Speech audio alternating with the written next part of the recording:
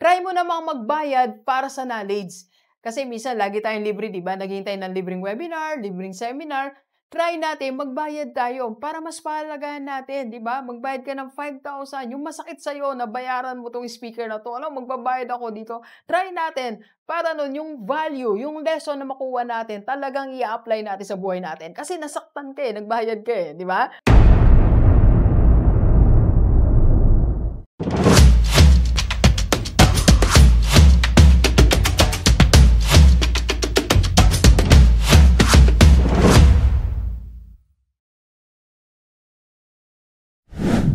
Okay, sa lahat ng may edad 40 pataas, subukan nating mag-try ng new things, okay? 15 things, 15, na pwede nating subukan, okay? Let's go, let's go! So, unang-una, invest. Baka hindi mo pa na-experience mag-invest. 40 na tayo, pero hindi pa natin na-experience mag-invest. Mag-invest naman tayo. Alam ko nakakapag-ipon tayo. Alam ko nakakabili tayo ng mga gamit natin sa bahay, nakabili tayo ng sasakyan. Subukan natin na mag-invest sa lahat ng mga 40. Alam mo, pag nagsimula ka mag-invest, malaki mababago sa finances mo. Malaki ang magagawa ng pag-start mag-investment sa pag-handle ng pera mo. Okay? So, pangalawa, try natin sa sales. Mag-sideline tayo sa sales. Marami tayong pwedeng maging sideline. At age 40, dapat may sideline na tayo. 40 na tayo, marami na tayong talent and skills. Maybe marami ka nang ginagawa on the side. Pero subukan mo ang sales.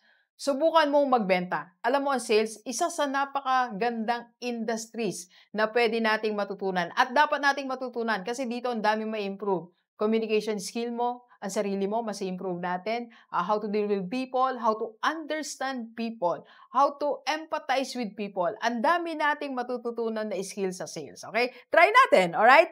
And next, social media. So, try naman natin maging producer sa social media platforms. Hindi yung consume ng TikTok, consume ng content ng ibang tao. Try mo kayang mag-ambag. Sa age 40, ang dami nating ma-experience, ang dami nating learnings, ang dami na nating wisdom. I-share natin sa ibang tao, di ba? Explore natin, maging content creator. And number 4, try mong mag-travel. At age 40, nakalabas ka na ba ng bansa? Huwag tayong manghinayang, di ba? Enjoy mo naman ang Hong Kong, enjoy mo ang Singapore, enjoy natin ang iba't ibang bansa, di ba? Try natin. Let's try, okay? Number 5, attend a paid seminar or training. Try mo namang magbayad para sa knowledge. Kasi minsan, lagi tayong libre, di ba? Naghihintay ng libreng webinar, libreng seminar.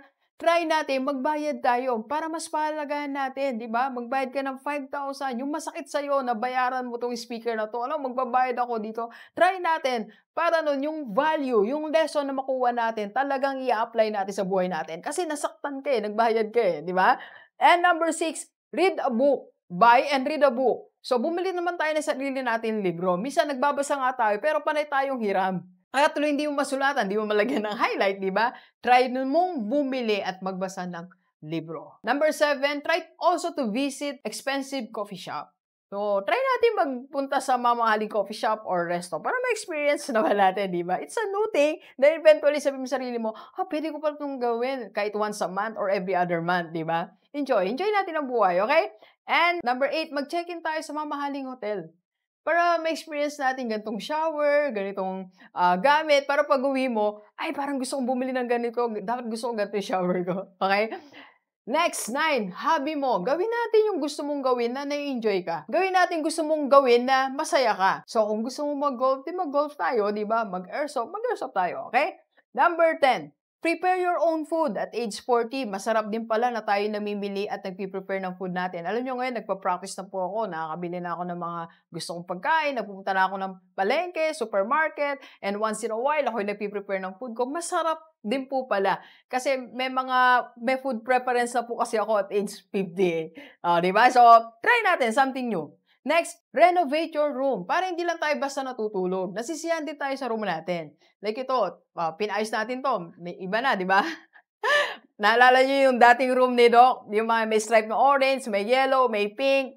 Di ba? So ngayon, pinayos na natin, di ba? Renovate your room. Para masaya ka. Every time uwi ka, excited ka, unti-unti, nagaganda yung room mo. Ay, ang ganda ng room ko. May pailaw pa si Direk. Alright? And number 15, try to spend your savings. Okay? 'Di ba ipon tayo ng ipon, nung 20 tayo, 30s tayo, ipon tayo ng ipon. Eh ngayon, marami na tayong naipon, i-try mong kumuha kahit konti lang, kahit 1 or 2%. Then you spend it for yourself. Treat yourself. Okay? Bumili ka ng magandang sapatos, bumili ka ng magandang bag. So, bumili tayo ng mga bagay na makapagpasaya sa atin. Try to spend your savings ng konti. Okay? Kasi pinaghirapan mo yan para ma-enjoy natin, okay? And number 16, ito, bonus to, help other people in cash. Nasubukan mo na ba at age 40 magbigay ng cash sa mga tao? Kung hindi pa, i-try natin. Iba ang feeling, masarap ang feeling, okay? Alright, sa lahat ng edad 40, i-try natin ang ibang bagay, okay? Para magkaroon tayo ng bagong perspective at bagong goal sa buhay natin. Let's go, let's go. Copy po tayo. Thank you for watching. We are inviting you to attend our free webinar sa IMG Rockstar Community para makapag-invest ka na sa mutual fund at magkaroon ka na ng Kaiser. PM na sa personal FB ni Doc. Let's go, let's go!